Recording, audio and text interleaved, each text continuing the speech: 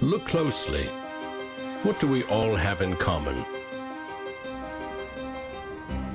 No matter what corner of the world you live in, you need food, water, shelter, and money. Half of every transaction involves money in exchange for goods or services, stocks, a loaf of bread, illegal drugs. You gotta pay for it.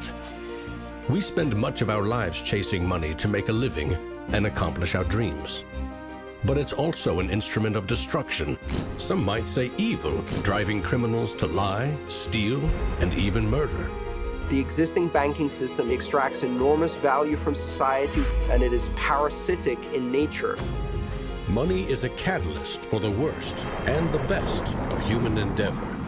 Before civilization, we created currency, fuel for wars, the path to power, champion and enemy of innovation. Money is so integral to our society and our global economy that its true nature remains a mystery to most. This is the story of money, perhaps the end of money as we know it. No matter how fat your bank account or how thin your wallet, to us it's all cold hard cash. There are some who want to kill it. Get rid of it. Burn your dollars, your euros, your yen, and transform every penny you have into ones and zeros, digital currency. Entrust it to the web and computers spread across the planet. Magic internet money. It's called cryptocurrency, Bitcoin. Invented in secret, it was a gift to the world. It's not just a currency, but it's actually programmable money. A potential curse on bankers. And there's nothing that the big banks or politicians can do to stop it. Breaking every government's grip on money supply. What the internet did for information, Bitcoin is doing for money. Could it be the new gold? No, you have to really stretch your imagination to infer what the intrinsic value of Bitcoin is. Regulators, the Federal Reserve, the banking system, at least understand this is a thing that they have to take seriously. This is going to change the economic culture. Bitcoin could be a microeconomic miracle worker, and it could be a macroeconomic wrecking ball. Is Bitcoin the currency of the future? A godsend for criminals? Or a recipe for financial disaster? If you trust your money just as it is, we have a little story to share.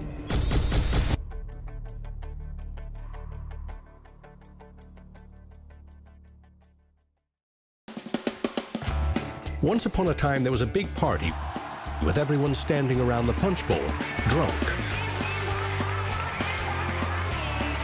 Politicians credited the strong economy to their wise decisions. Businesses jumped into new profitable markets, ignoring risk. In fact, the experts said there was no risk. Then, troubling market data from minor countries spooked the markets. Rumors spread. More bad news rattled housing prices at the heart of the financial world. A major bank went insolvent. Investors and businesses made a run on the other banks, demanding their cash deposits. The largest financial institutions in the center of the modern world were frozen. Assets were seized. Banks foreclosed. A credit crunch threatened the entire world economy. And then, finally, the government stepped in. The largest bank bailout ever. Swift action by the head of state had saved the day. Remember that? No, you don't. It happened 2,000 years ago. Rome, 33 AD. Ground zero for the first recorded liquidity crisis and government bailout in history. The largest empire the world had ever seen was brought to its knees by a banking disaster. Emperor Tiberius used money from the national treasury to bail out the country's troubled banks and companies. History may not repeat itself, but it certainly rhymes. Badly. People in power and their money have always been at the very center of it.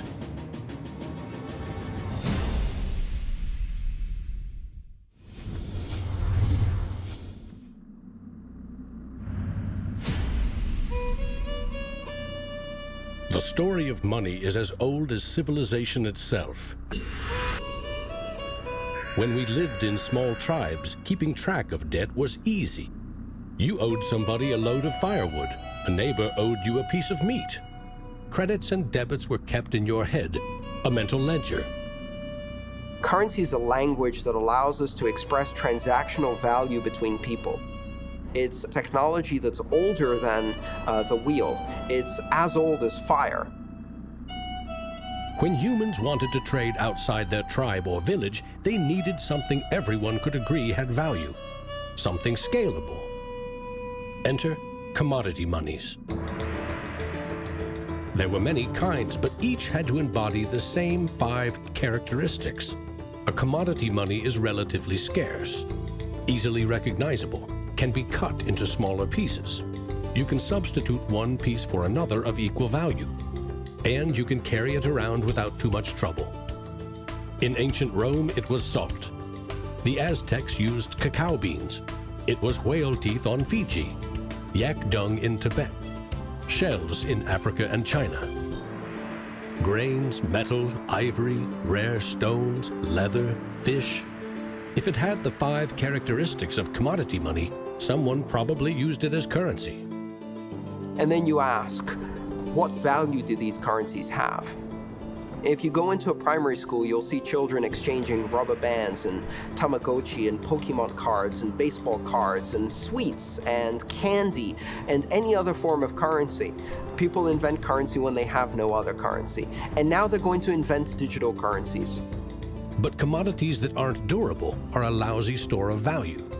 A bad cacao crop or a huge new salt discovery can throw your currency and economy into turmoil. A more stable system was needed. About 2,500 years ago, the first metal coins were minted in China and in what is now Turkey. These coins shared the same 5 characteristics with commodity money, but were also very durable. In some cases, coins are the only thing left of entire civilizations. Money does not originate with governments. Money arises naturally as markets begin to develop and as people with a division of labor realize that if I have eggs and you have a cow, we may need some medium of exchange in order for you to buy my eggs or for me to buy your cow. Coins were an objective and universal unit of account, and they allowed people to buy and sell goods over vast regions. The market economy was born. Coins worked, but only if people trusted that the king or emperor who issued them wasn't cheating on the metal content. Using coins also meant that an authority now controlled the supply of your currency. Money and political power were inextricably linked, centralized. Minting coins in a steady and predictable manner allowed economic growth and stability. The Wushu coin in China retained its value for 500 years. In Constantinople, the solidus lasted for 700 years. But in those times, the coins didn't have the milled, this sort of milled edge. They were flat, and what used to happen was as coins were passing from people to people, people would cut little bits off. And in fact, in some of the taxation that the kings would do would actually be take 1/8 of the coin off. Taxes built castles and financed military campaigns, expensive hobbies. Soon, royal mints were substituting cheaper metals for silver and gold. This is called debasement, and Europe's kings made a habit of it. The currency of France was debased every 20 months for 200 years. If no one can trust the gold or silver content of your coins, how can you trade with other countries? International merchants found a solution. They recognized that one person's debt has value. It can be traded or transferred. When those IOUs came from reputable sources, they could be used as a form of money, paper money.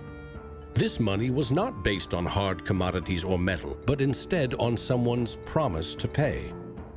Merchant families like the Medici in 15th century Florence acted as clearinghouses for these IOUs. It worked like this.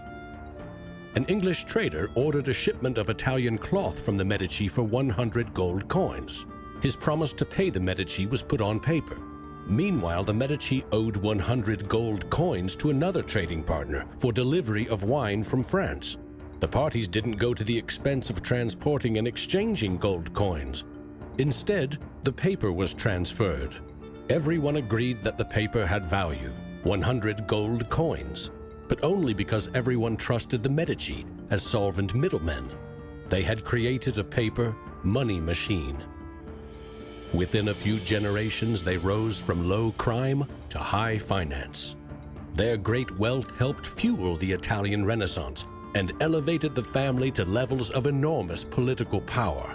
The power to marry into royal families and get elected as popes. The ties binding money to power, politics, and influence now ran through church and state. Merchants had proven that creating paper currency could be wildly profitable. Goldsmiths wanted in on the action. Imagine it like this. If the goldsmith had seen over a period of time that some of the coins he was storing for people were gathering dust, the people who owned them don't need them right now. So what if I go and lend them out into the community and I charge them interest on this loan? So he starts out lending some of these gold coins, and then later he realizes actually people don't even want the gold coins, they just want the piece of paper that says the gold coins are in the bank and with the goldsmith. So I can now make a loan with these pieces of paper, and whatever I write on a piece of paper, as long as people trust me, they'll trust the paper.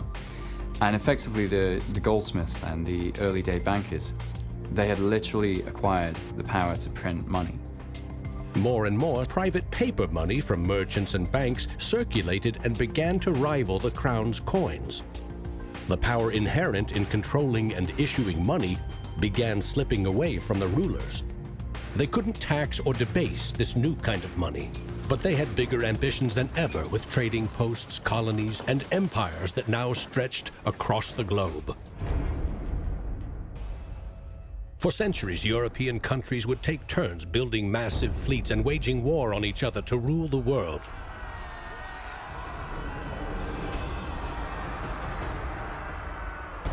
Government wanted to take the people's money in order to finance its wars. That's essentially the history of money. Money and warfare go together.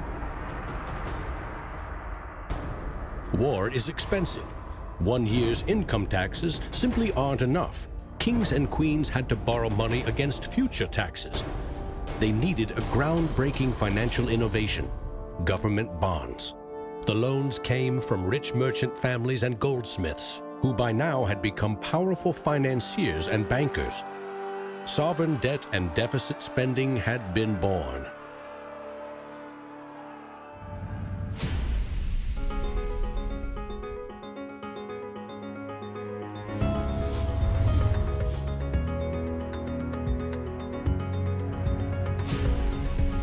In 1694, the Bank of England was established to fund a war against France. England's central bank was privately owned and granted the monopoly to issue banknotes, paper that could be redeemed for an equal amount of gold from the government coffers. The central bank soon also managed the entire debt of the crown. Money has been a tool of sovereignty for centuries. Being able to issue currency gave you the power, but it also gave the value to that monetary supply by backing it with a force of state, with essentially the debt of state. When the U.S. won independence from Britain, the first article of the new Constitution gave Congress the exclusive right to coin money. This currency's value was tied to gold in government vaults. From 1781 until the Panic of 1907, the financial system of the U.S. was an economic petri dish. Brief central banks, state banks, private currency, government currency, depressions, strong growth, recessions, regular boom and bust cycles. The long term, as far as capital is concerned, people want predictability. People want stability. From the back of that, they can plan. Now, it's very hard to plan in the long term with such a level of volatility. In 1913, bankers and politicians decided that it was in the country's best interest, and theirs, to have a permanent central bank. They created the Federal Reserve. Among its jobs, expand or contract the supply of a single national currency, the Federal Reserve note. The dollar was tied to gold, and strategic control of it would avoid booms that lead to busts. At least that was the plan. Then came 1929.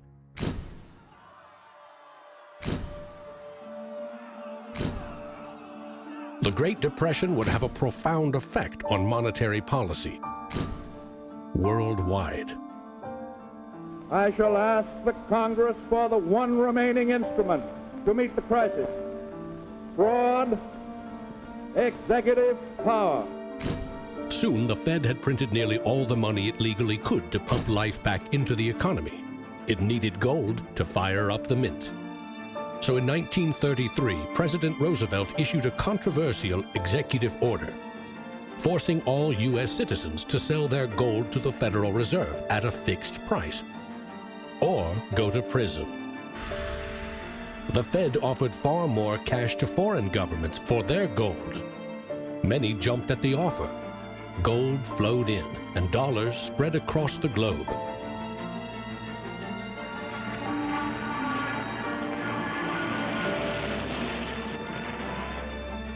World War II devastated nearly every major economy, except the United States. The military and industrial juggernaut emerged as the global financial superpower. The dollar had become the world's most stable and trusted currency.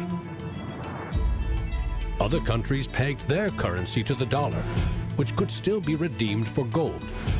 In fact, the U.S. owned more than half of the world's gold reserves. In the next few decades, more dollars flowed to foreign countries. Governments began debasing their coins with cheaper metals and printing more of their own currency than they had in gold. The bond between precious metals and paper currency was cracking. This is a 1966 50-cent piece. It was the last coin in regular circulation in Australia to contain silver, and it contains 80% silver. So in 1966, this was 50 cents. Nowadays, it's $8 roughly in silver alone. By 1966, foreign nations had had enough of the U.S. collecting gold and printing cash. And they had more value in dollars than the U.S. had bullion in its vaults. They demanded gold in return for their paper dollars. Arguments about the value of the dollar versus their currency ensued. In 1971, President Nixon settled the matter. He severed United States currency from the gold standard. I have directed Secretary Connally to suspend temporarily the convertibility of the dollar into gold or other reserve assets, except in amounts and conditions determined to be in the interest of monetary stability and in the best interest of the United States. Never again could anyone legally demand U.S. government gold in exchange for paper dollars. For better or worse, the dollar was now backed solely by the full faith and credit of the United States government. The wealthiest nation the world had ever known would bet its future on a single word: trust. People have this mythology of money that is based on very little fact. And one of the nice things about Bitcoin is that it forces people to start to ask questions about the fundamentals of money. Bitcoin is an attempt to adopt the advanced computerized system that we have, the internet, to resurrecting what money used to be all about.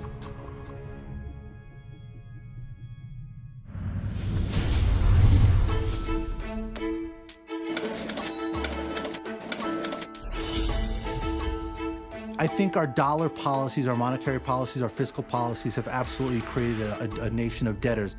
Not just personal debt, not just corporate debt, but government debt. I mean, you have to look at those all together as one big thing. What is the wealth of the nation? Well, the wealth of the nation is a gigantic hole of money that we owe to the rest of the world that is never going to be paid back. Today, the United States pays more than $400 billion in interest to its creditors every year. When a government spends more money than it collects in taxes, it simply borrows more, or it creates more. At one time, every piece of paper money was backed by gold.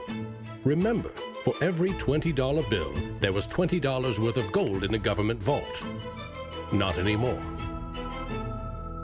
Today, governments create currency by first creating bonds or treasury bills.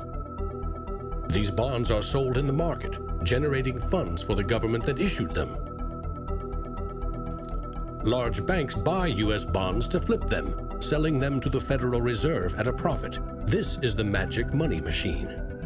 You see, the Fed is America's central bank, but it doesn't have any money. No cash on its balance sheets. When a bank buys a bond and takes it to the Federal Reserve, the Fed simply says, "Thank you, Mr. Banker. Here's the principal and some profit." New money isn't exchanged. It simply appears on the bank's accounts. Magic. For 100 years and counting, the precise mechanisms of these bond purchases have remained a secret. Here's where it gets really interesting. The Federal Reserve is not a government agency. It's a private entity, and its shareholders are banks which earn a dividend. As much as $80 billion per year total are paid out to some of the very same banks that sell the government debt to the Fed. Which banks? Don't even bother asking. That's also a secret. In other words, the magic money machine answers to no one. The Fed also sets the bar for how much interest you pay for a car, home, or business loan. The Federal Reserve has been given the impossible task of trying to run the credit and monetary system as though we are the Soviet Union. It's the central planner for the key aspect of capitalism, which is how money and credit is allocated. The Federal Reserve, on balance, does not help the economy. On balance, it hurts the economy. And it's bound to make mistakes, even with the best of intentions. The Fed is also supposed to boost employment with low interest rates, encouraging people and businesses to buy more goods and services. Governments getting involved in money is a good thing, and it's also a bad thing. It's a good thing because money is the arteries of the economy, the blood supply of the economy. Markets are subject to bouts of euphoria and despair, and it makes sense for governments to back currency and manipulate it. Moving the money supply up and down is the most powerful way to sedate that boom and bust cycle. Manipulating the supply of money has short-term and long-term consequences.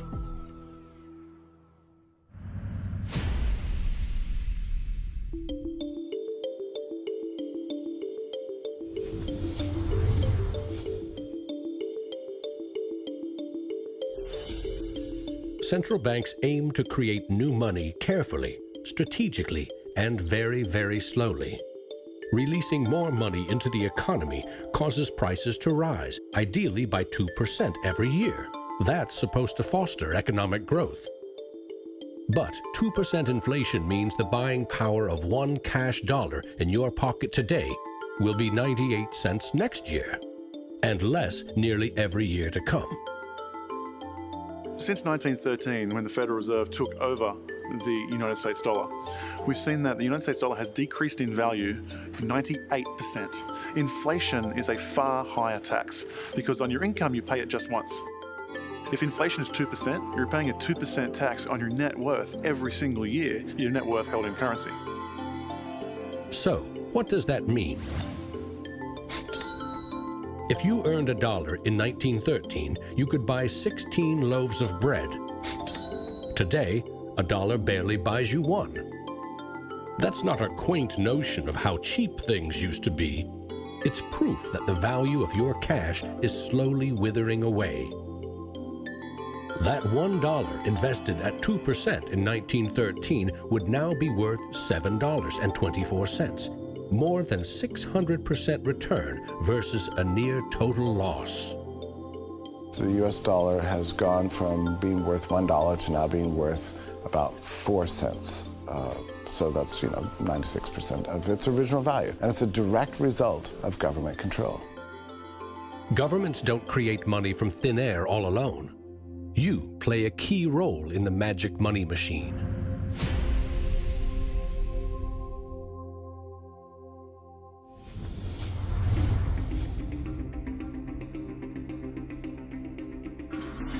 It's not really the central banks that are the problem. I mean, they're part of the problem, but the real problem is that we've given the power to create money to the same banks that caused the financial crisis. We put our paychecks and savings into a bank account and draw from it as we need it. The banks are custodians of our money. Right? Wrong. It is now the property of the bank on their balance sheets. They can do just about anything they want with it. For example, create new money. Here's how. Your bank account shows $100, but the bank only holds $3 and loans $97 to Bob to buy something. In the bank's computers, you still have $100 in your account, but Bob now has $97 of new virtual money in his account, just digits on a computer screen. There's no cash, no gold, or anything else backing up the new numbers in Bob's account. Just his promise to pay it back. This is new money created as debt. When those $97 are spent, say in a shop, the shop owner deposits into another bank, and it is lent out again, and again, and again. And each of these people have numbers in their accounts showing that they own this money. So your original $100 has multiplied. Now there are over $3,300 in the system. This process of loaning out far more money than a bank actually has as cash on hand is called fractional reserve banking. In the UK, 97% of the money that exists is just numbers in a computer system, and those numbers are created by the banks. Banks earn untold billions in interest every year by creating and lending virtual money. What's more, banks don't even need your deposit to create new money. If they consider someone credit-worthy for a loan, they can put new magic money into his or her account and start charging interest. So reporters talk about Bitcoin as though it's the first digital currency. But actually, we use digital currency every time you make a transaction through internet banking or through your bank card. Actually, it's not even just digital currency, it's digital currency that is created by the banks, essentially out of nothing. In other words, all new money is debt. This is the part of money creation that isn't taught in economics class. Money in paychecks, bank accounts, 401ks, that loan to Bob, credit card debt, your home loan, all began life as virtual money created by the banks. The entire system is based on trust. Trust in the bank's solvency. Trust in the debtor's ability to repay their debt.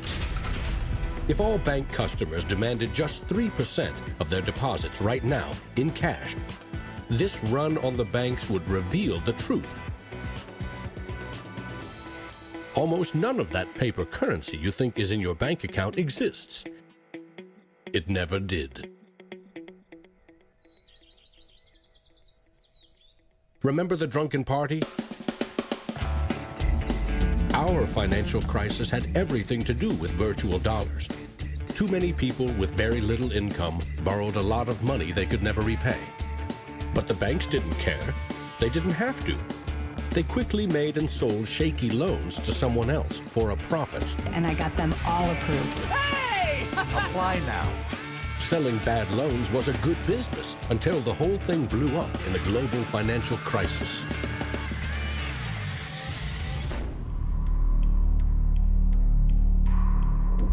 The magic money machine destroyed 30 million real jobs.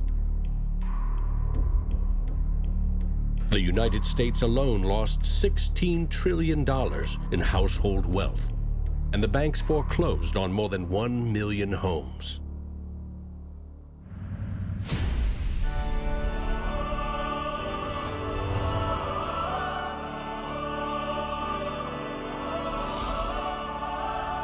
Selling subprime loans and betting they will fail may not be sacred, but it is lucrative.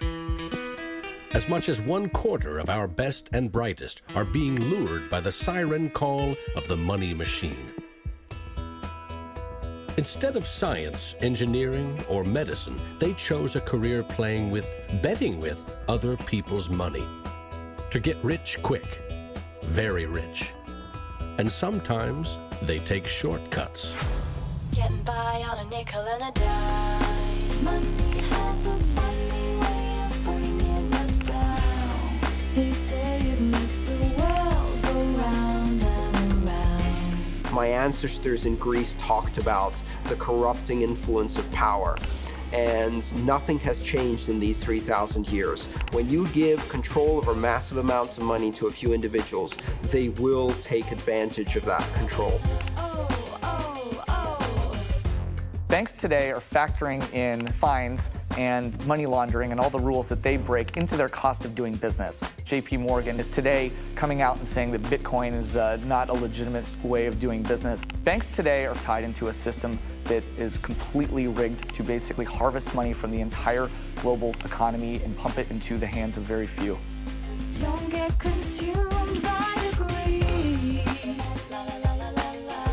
The existing banking system is cozy, it's captured the regulators, it extracts enormous value from society without delivering anything in return, and it is parasitic in nature. The banks play a very pivotal role in an economy. You look at any successful economy, it has successful banks. There's a very close correlation with banking profits and the economy as a whole. In medieval Europe, a banker who couldn't repay depositors was hanged. Today, that same banker would get bailed out, paid bonuses, and enjoy some tax benefits too. To date, no senior U.S. banking executive has been charged for selling the bad loans that fueled the Great Recession.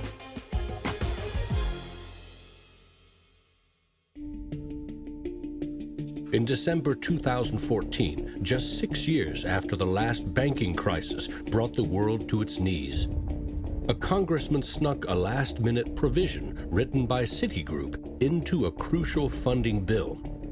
The provision allows the largest U.S. banks to once again make risky derivatives bets with bank deposits. But no need to worry. If the banks implode again, lost deposits must be paid back by U.S. taxpayers.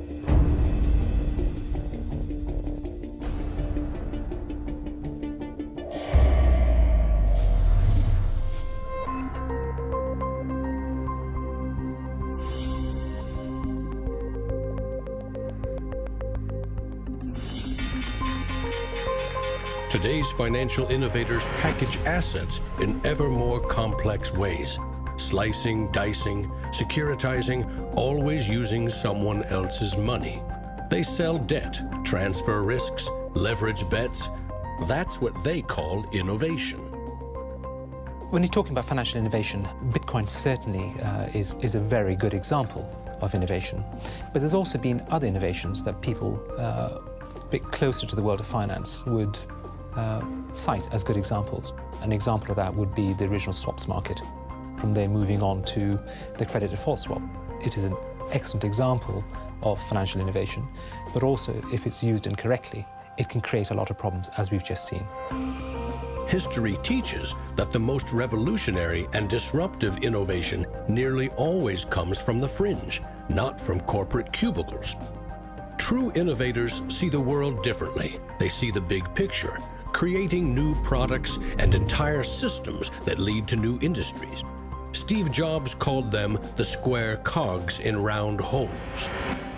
It's unsurprising that new innovations always come from a niche group of early adopters, because it is inherently very hard for many people to realize the benefits of new technologies. In 2011, most Bitcoin community people were either people from the technology space, the geeks and hackers, or people from the traditional financial industry. There are even some bankers and hedge fund traders using Bitcoinica at that time as well, which was really surprising to me. A radical new idea is often met with skepticism, ridicule, even hostility from those who stand to lose the most from its success. Case in point, the automobile. In the late 19th century, Carl Benz and others built the first cars, contraptions that could threaten the stagecoach and railroad industries.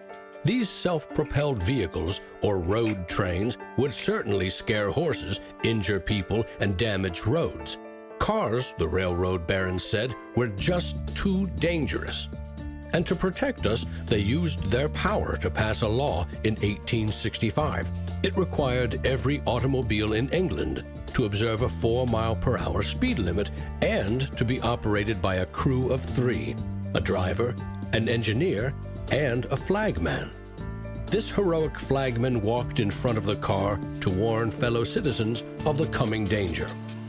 The railroad tycoons, the lawmakers, the self-appointed gatekeepers used regulation to stifle innovation. But they didn't invent the flagman.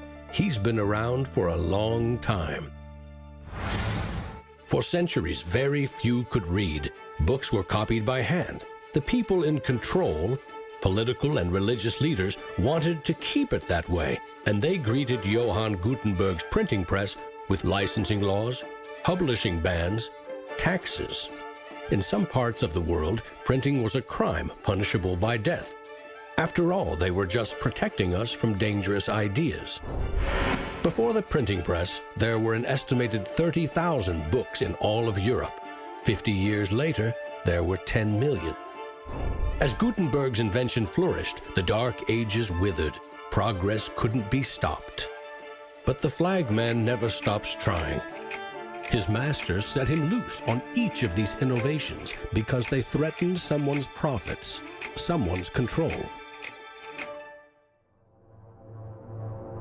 But remember, this is a story about money. What if a technological innovation allowed anyone in the world to be their own bank?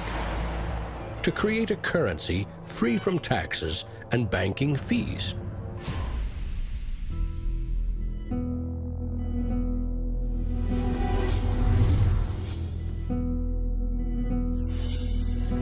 The U.S. Constitution forbids citizens from printing or minting their own currency, competing with or undercutting reliance on the U.S. dollar.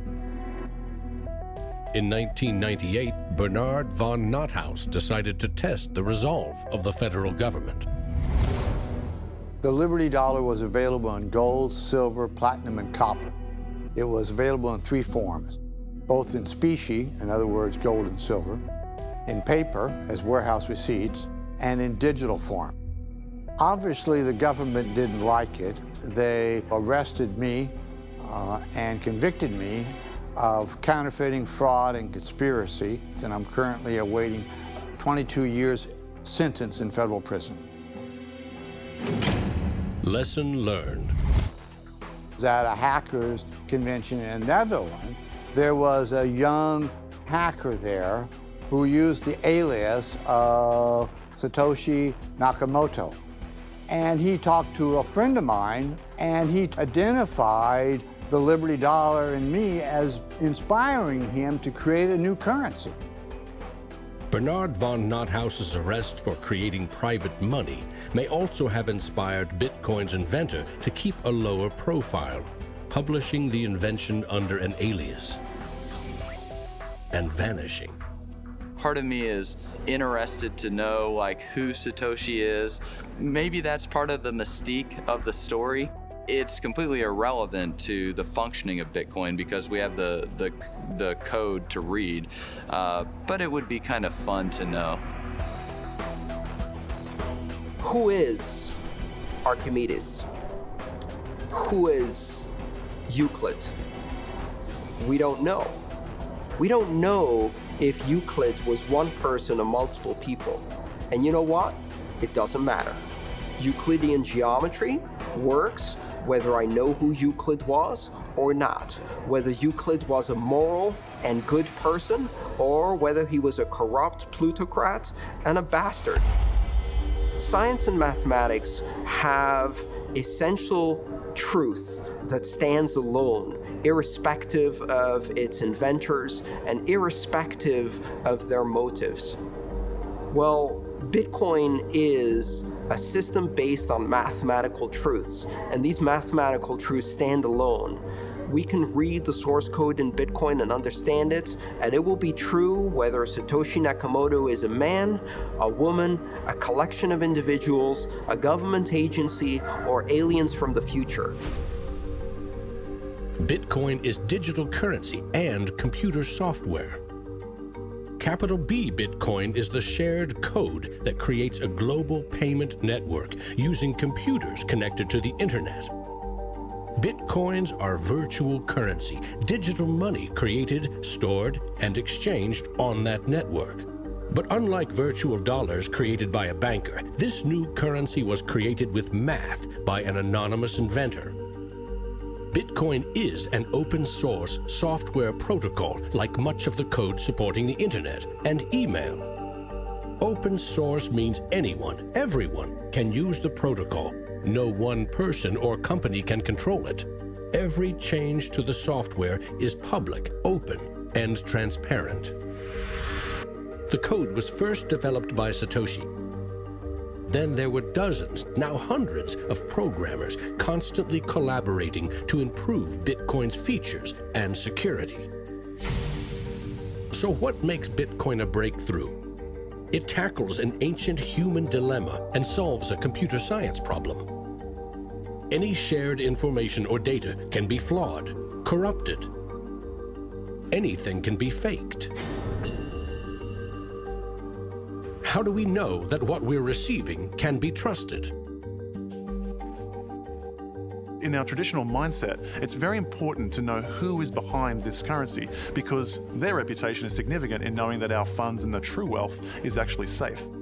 In finance, we rely on trusted third parties like banks, credit card companies, remittance services. They keep track of money as it moves from one account to another, and they charge us handsomely for it. We trust that their digital ledgers of credits and debits balance. A financial system that cuts out these middlemen could be faster, cheaper, and more secure. But Bitcoin is digital.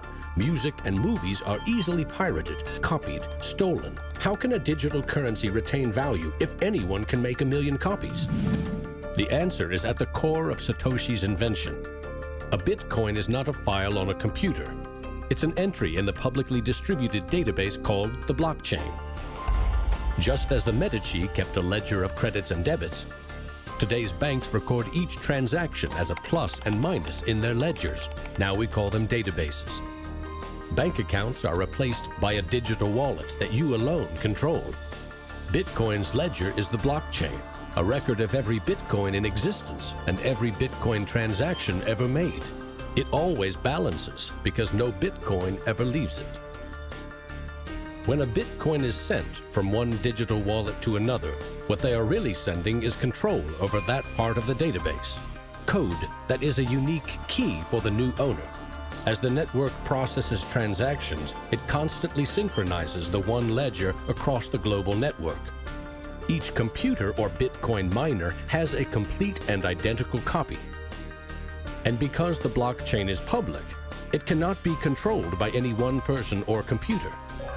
Owners of the Bitcoin mining computers are rewarded with new Bitcoins for processing transactions and keeping the network secure.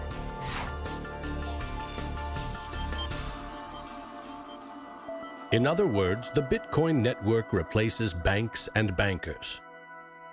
Today, the combined computing power of this global network is greater than the 500 biggest supercomputers combined, times 10,000. And because every transaction is verified and recorded by the network, a Bitcoin cannot be forged. Digital currency cannot be debased with cheap metals or printed by the billion at will. Too much currency can unleash a monster, skyrocketing prices, trillion-dollar bills that can't buy a loaf of bread. There's a big movement in the U.S. demanding that the Fed be audited so we can find out what they're doing. Nobody really knows how many dollars are in existence, for example. Ben Bernanke created several trillions of dollars over the last several years, but nobody really knows where they landed. At any time, for any reason, the central banks can print as much money as they want. They call it fancy things like quantitative easing.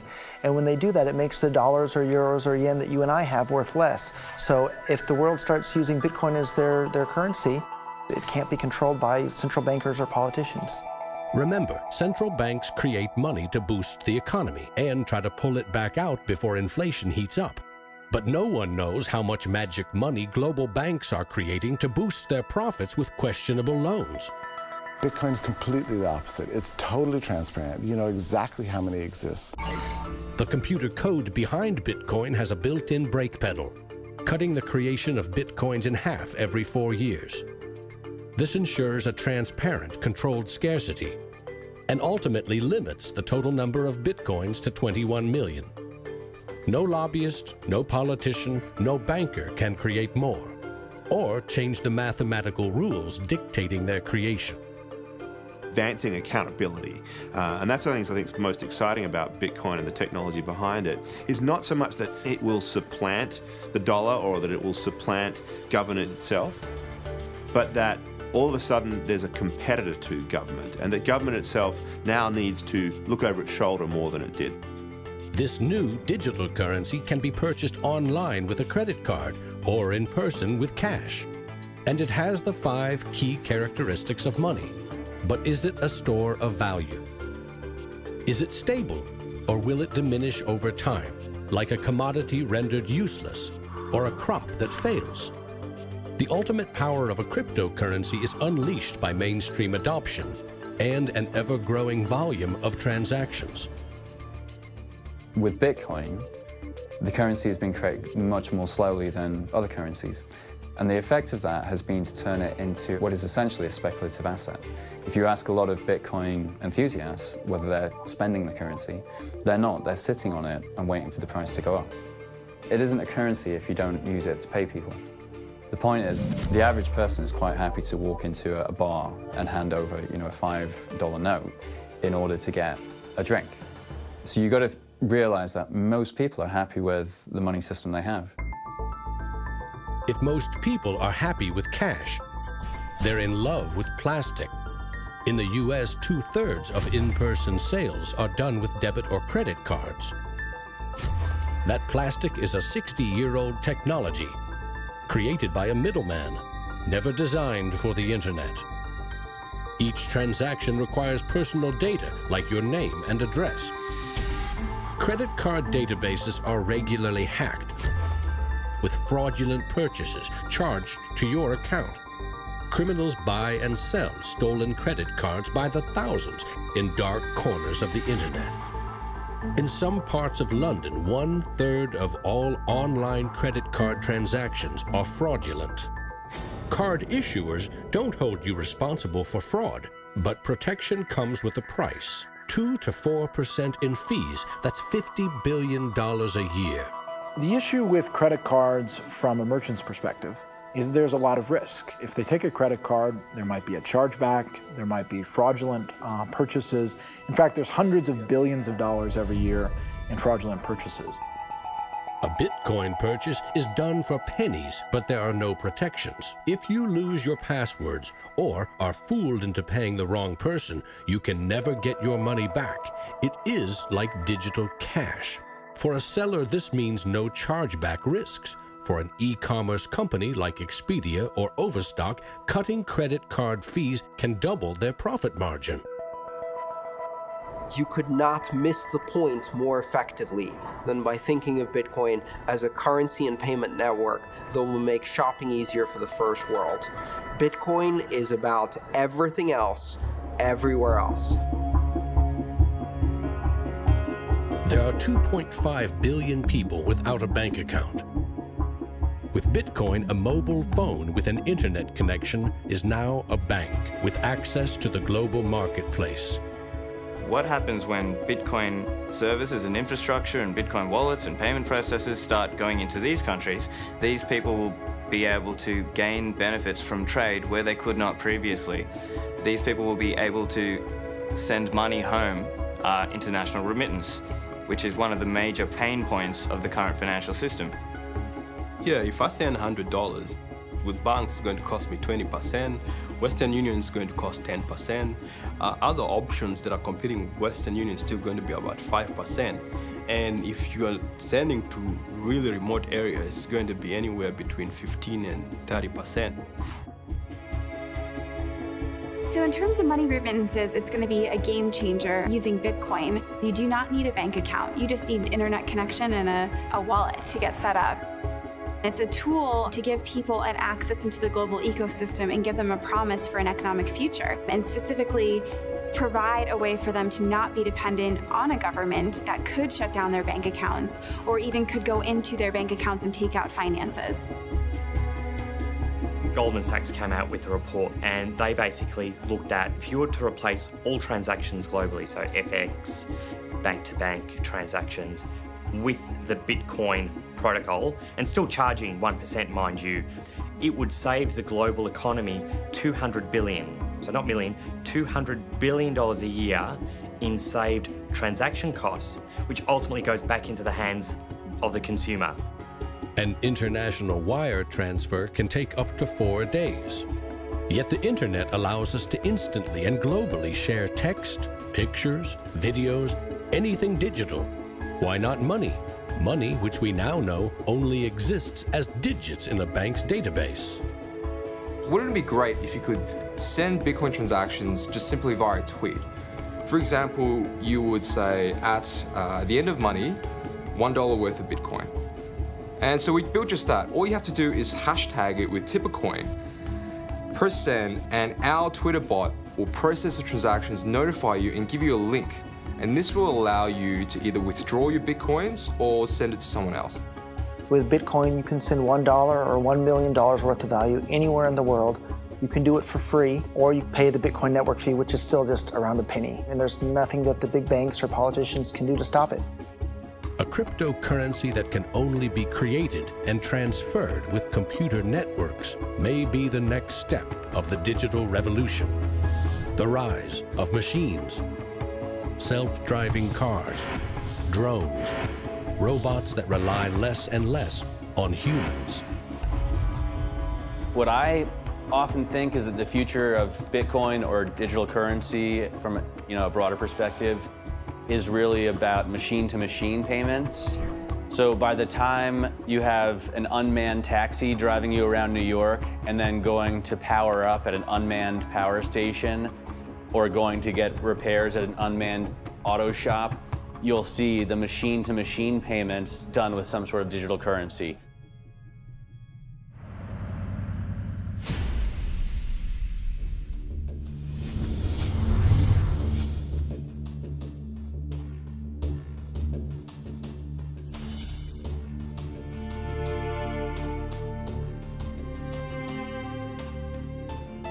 We actually built this world that we live in over the last 200 or 300 years. We've made some mistakes. We've learnt to make things better. The idea that there's some magic key, that if you just sort of stop doing a few things, that there'll be this perfect order that will settle, is a very childish, ideological delusion, in my opinion. But that is not to say that Bitcoin isn't an exciting thing. It's a terrifically exciting thing. But we have to try and engage with it with working minds, not with magical thinking. People are suggesting that it's going to be another world currency, rivaling the dollar or the euro or the yen. I think that's not going to happen. I prefer to trust the banks or the central government compared to the Bitcoin is because someone's accountable. Whereas with the Bitcoin, it's completely deregulated. There's no central control. There's no one held accountable. It is a free float. It's purely demand and supply driven. Mr. Williams? So clearly this is not a currency. Currencies don't behave like this. But what this is a high-risk speculative commodity.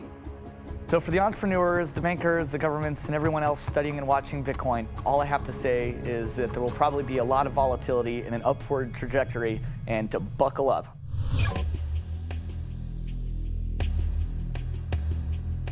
Criminals, scam artists, bad actors are drawn to any kind of money like a moth to a flame. Silk Road was a marketplace that was online. It existed in the underground web. Now, this marketplace allowed people to sell things that were illegal to governments. Fake IDs, pirated music, Bibles in North Korea. Are cryptocurrencies inherently bad? or just the newest tool to acquire the forbidden. Porn is illegal in Iran. Well, there's a few percentage points of sales on Silk Road was to sell porn to Iranians. Now, a much broader one that gets a lot of press with regards to Silk Road is drugs. I've been doing research over the past couple of years into the online drug marketplaces in the darknet using Tor and Bitcoin as technologies to enable illicit drug transactions. We did a global survey of drug users, and we had over 20,000 people respond to that. And the majority of those people were buying traditionally illicit drugs, ecstasy, cannabis. The FBI brought down Silk Road. It certainly hasn't stopped the trading of illicit drugs online. A lot of people want to criticize Bitcoin for being used for illegal things or illicit things, but if you look at it, the most popular currency in the entire world for doing bad things is the US dollar. If you think of Bitcoin as a platform instead of a currency, then you really begin to see the potential it has. The ledger, which cannot be forged, it cannot be changed, and is universally accepted, is genius. There will be Bitcoin technology forever, and it'll have applications for years to come. Creating a secure global payment system may just be the beginning. Patents, contracts, land titles, proof of ownership can be baked into Bitcoin, securely held in the public ledger. I read up more about Bitcoin, I played with the source code, I built some things that I realized this is actually a very, very powerful protocol. It's not just a currency, but it's actually programmable money. The digital age has fundamentally changed the world. We have embraced digitized music, film, medical records, communications, the internet. The free exchange of information and currency can fuel revolutions, help in a disaster. But our money is shackled to the 20th century, manipulated by governments and banks. The champions of Bitcoin ask us to imagine payments without a middleman, investments without a broker, loans without a bank, insurance without an underwriter, charity without a trustee, escrow without an agent, betting without a bookie, record keeping without an accountant, global, secure, nearly instant, and free. Is it fantasy or the future of money and commerce?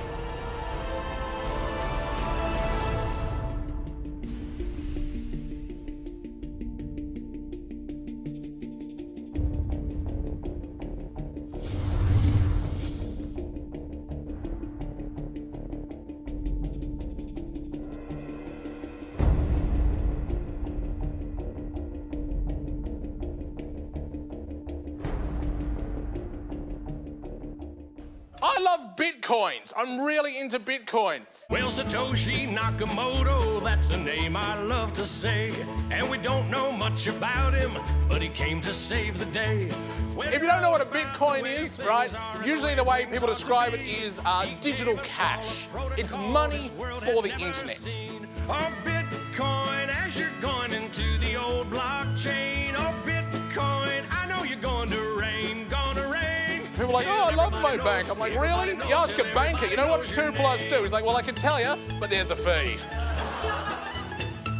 Down the road it will be told about the death of old Mt. Gox, about traders trading altar coins and miners mining blocks. Now, Bitcoin is a new technology. I like to say it's banking light. All of the convenience, none of the evil. Bitcoin, as you're going into the old blockchain. Oh, Bitcoin, I know you're going to rain, till everybody knows, everybody knows. You know, when I go online and I buy, like, I don't know, a pair of socks, if I pay with a credit card, I'm just buying socks, right? If I buy those socks with Bitcoin, it's a revolution. I am sticking it to the man.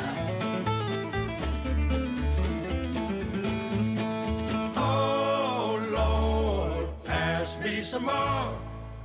There's always people who are not ready to get into the new technology. You know, like when the internet came out, there was people going, nah, I don't think this is going to be popular. And And then email came out and people were like, nah, this isn't gonna catch on. And now Bitcoin comes out and people are like, I don't think, I'm like, aren't you sick of being wrong? Get on this train, you know?